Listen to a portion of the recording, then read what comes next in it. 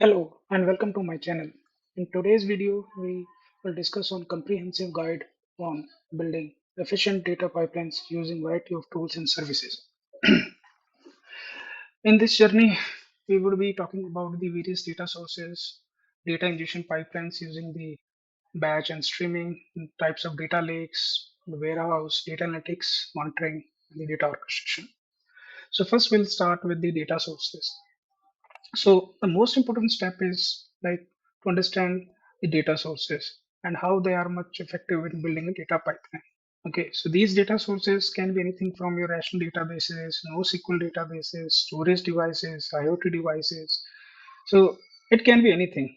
And if we talk about the in detail about what sort of databases, if we talk about it in the relational database, so relational database are the the most common type of data sources which we use. So they store the data in tables which are made of rows, columns, and each row would have a record. Okay, and each column would represent a single attribute of the record. So relational databases are well suited for storing the structured data such as customer data or a product data or a healthcare data. It can be anything. Yeah. So similarly, we have NoSQL databases. So NoSQL databases, like for example, is MongoDB. It is a NoSQL database. DynamoDB. It is a NoSQL database. So these are the new type of data sources that are designed to store the unstructured data. They do not have any tables. They store data in a variety of formats such as JSON, XML, and the key pair values. So no SQL databases are well suited for storing large volumes of you know data that is not fit well into the rational databases. You know the third type of data sources would be in a cloud storage services. Okay, so cloud storage data can be of like anything, like your data can be stored in a blob storage, on a Google storage drive, on a S3. Okay, so it is also a convenient way to store large amount of data.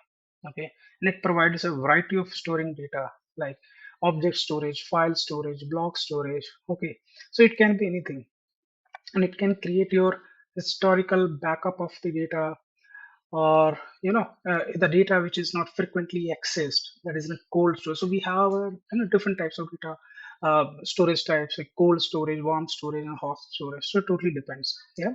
The fourth is the real time data. I mean the IoT storage data. Okay, so real time data streams are type of data storage which provides data in the real time. Okay, something coming directly from an IoT device. It can be a watch, it can be in a Raspberry device, it can be streaming, YouTube streaming data which needs to be transformed in the real time. So this type of data is often used for applications such as fraud detection, customer analytics, and social media monitoring. Okay, so uh, though real-time data streams can be challenging to store and process, but they can provide uh, valuable insights of your business. So again, like if we talk about this, like about the data storage, so the type of data storage, it depends upon your business needs. you know what type of your specific business need you have. Okay, and it is also important to understand the different types of data sources available so that you can choose the right one for your needs. So that's why I talked about like all these four options, like NoSQL database, SQL database, cloud storage is your IoT devices. It can be some kind of Dell storage as well, EMC storage as well. So it can be anything. Totally depends. But uh, before choosing data source, so you need to consider few factors like the amount of data you want to store. Okay, the frequency of data updates. Okay, and the type of data you need to store. Okay, because all these factors would help you in determining the best data store, and like how you can integrate further with your data ingestion pipelines. And also the cost also matters, which storage you are using, how much latency you have. So all these factors come into picture, and which determines the cost of your uh, data storage and other things. Yeah. So this is all about the data sources. Then I will move to the next part, which is the data ingestion. So here we would be talking about the two types of the data ingestions. One can be the batch one. The second one is the streaming one. So batch is something wherein like your bulk of data would be, transformed, okay, using the ETL operations. So we'll start with the batch one. So once we have our data sources identified, we will start with the process of data ingestion using the batch.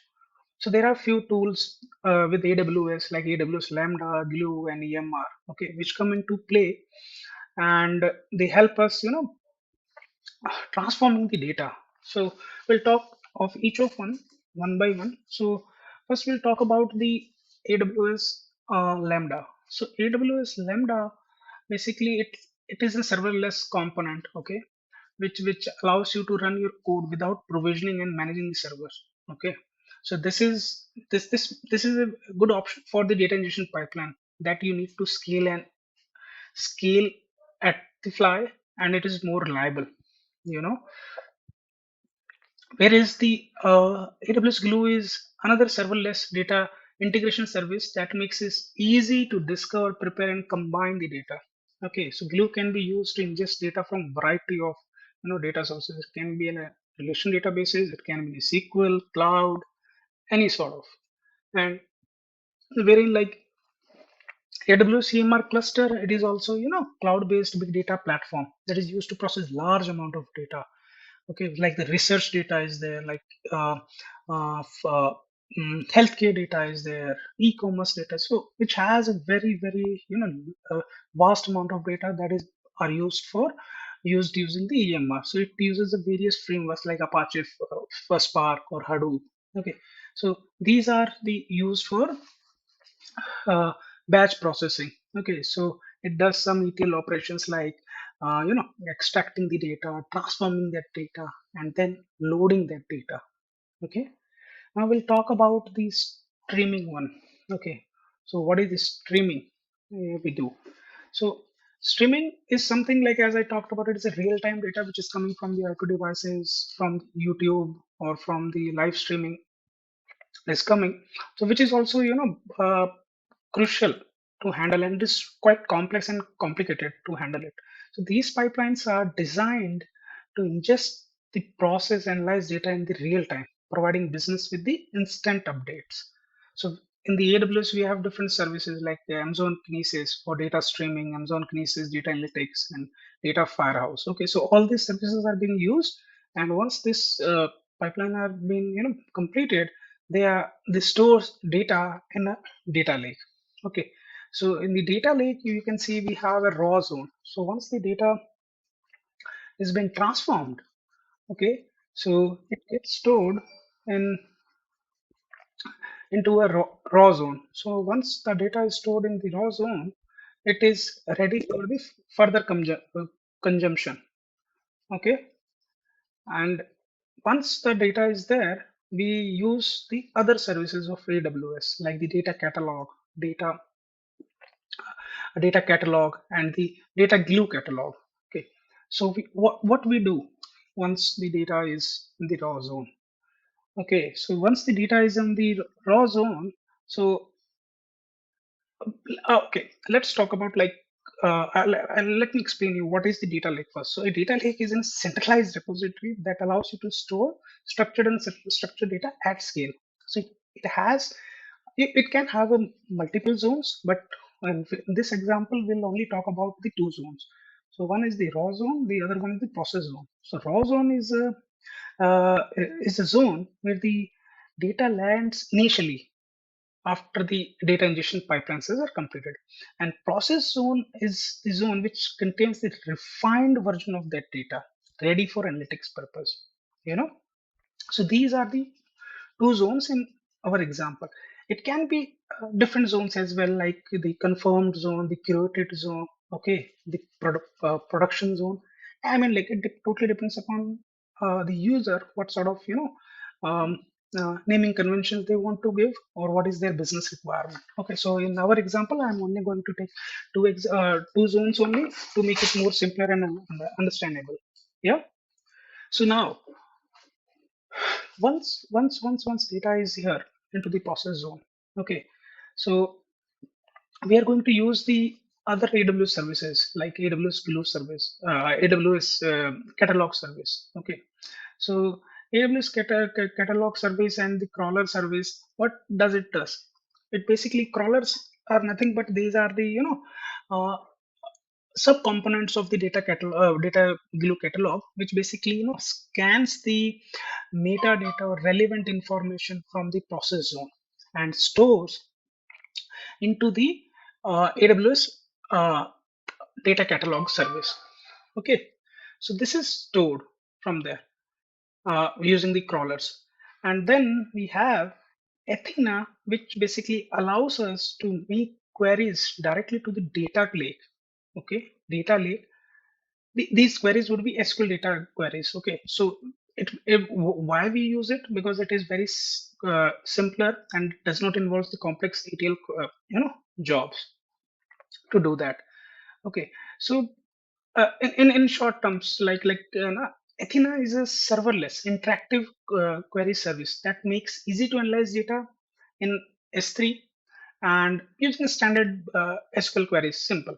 So Athena is very much powerful tool for querying data in your data lake. Okay, and also it can help you to query data without the ETL operations. Okay, you can directly query within your data lake, and also you can use the standard queries. No need to use the other complex queries. The third thing is you can simply scale it, okay, as you want to scale it, right? So now we'll talk about the data warehouse. So data warehouse is the next stop. So what is the data warehouse? So data warehouse is a system for reporting and they're doing the data analysis things, okay, which would store the current and historical data in one place. It is basically used for or it is an optimized for analytical process and business analytics tools. Yeah, so it will be storing, it can be in a redshift. Okay, so whosoever wants to go and use data for analytics purpose or further uh, using data for training purpose. Okay, so it depends upon user to user what sort of data they want to have. Then when you see this business logic thing, so it is nothing but like it consumes the data from the process zone and it again uses the AWS Glue, which has the some scripts written for further refinement of data, which can be used for the uh, uh, executing or completing the business logic. Okay, so it can be anything like a business wants to know how many users really quit their service or how many new users were added. Okay, or what was the sale of a particular product, or they want to know like what is the um, traffic we are really getting on a product. So this totally depends upon use case to use case, and you can use similar kind of setup of the services for defining your data pipelines. Yeah, so these are the main components which we talked for the data ingestion pipelines, right? Then we have the other no sub components like the application integration. Okay, so as you know, like these pipelines are automated, and in order to make it automated and more reliable or more effective, we use few AWS services like Amazon Event Bridge. Okay, so Amazon Event Bridge is nothing but like basically a service which triggers the pipelines based on a certain event. So it depends upon you like what would be your source from where the event should come and what should be that event. So for example, new data is ingested. Okay, so you need to trigger a pipeline, the data ingestion pipeline. So data event will, you know, capture that event and ask Lambda to trigger a particular pipeline. So that pipeline would get triggered. For example, I I ingested data to I mean like I had data from my data source to data uh, ingestion service. Okay, so data event manager would come to know like new data has been landed and I need to trigger a pipeline which would perform certain operations. So based on that event, it will run the pipeline. Okay, and similarly the SNS, so simple notification service. Okay, so simple notification service is something which would basically send a notification. Okay, hey, this is the notification, like it can be this sort of data or this sort of pipeline has been triggered. What is the status of that pipeline? So it totally depends. Okay, to use case again. Then we have the Amazon Simple Queue service. So this is something like which would be sending uh, processing the things, and it will have the sequentially the things would be processed using this service. So again, it depends. Like if you really want to use SQS, it's okay. If you don't want to use, no worries, because your things can be taken care by the simple notification service as well. Yeah. Then we have the data orchestration pipeline. So data orchestration pipeline is like, we have a tool, so which basically, these services are basically allows us to manage and schedule and monitor complex workflows. So basically it ensures that our data flows seamlessly from source to the destination. There can be different, workflows. So we need to integrate different workflows together so that we don't break the pipelines. Okay, and it also takes care of like codification as well. All these things are codified in a sequence way. First I need to perform extract, then I need to put that data to a certain location. From there I need to pick that data and transform to a later stage. So these are the services. So with AWS we have the AWS step function. If we talk about the open source, Airflow is also one of the orchestrator platform which works on the DAGs. So DAGs are nothing but the direct acyclic graph. I will make a separate video to talk about these services in detail. Yeah, but these are the some additional components which are needed in order to work data pipelines more efficiently and more in a productive way. Last or not the least, we have the monitoring part. Okay, so in the monitoring part, we have two services. One is the CloudTrail and the CloudWatch. So in the real world, okay, so any efficient data pipeline is never complete without a robust monitoring system. Okay, so AWS CloudWatch provides us with the data and actionable insights to the to monitor our application, to respond to system-wide performance changes, optimize the resource utilization. For example, it will monitor like what is the performance of the servers. Okay, when the data is coming, who initiated oh, what was that pipeline meant for? So you know, uh, CloudTrail gives more granular insight. CloudWatch gives some high-level insights, but the combination of these two will make data pipelines more effective.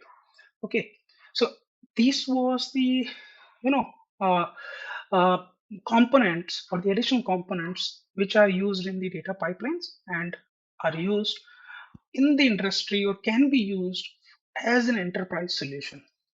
So this, this brings end to this comprehensive guide. And building efficient data pipelines involves multiple services addressing each unique requirement in the data process flow. And by using these services, business can turn raw data into valuable insights. Okay. So guys, thanks for watching. If you found this video useful, do not forget to like and share and subscribe for much more insight content. Stay tuned and keep exploring the world of data with us. Thanks.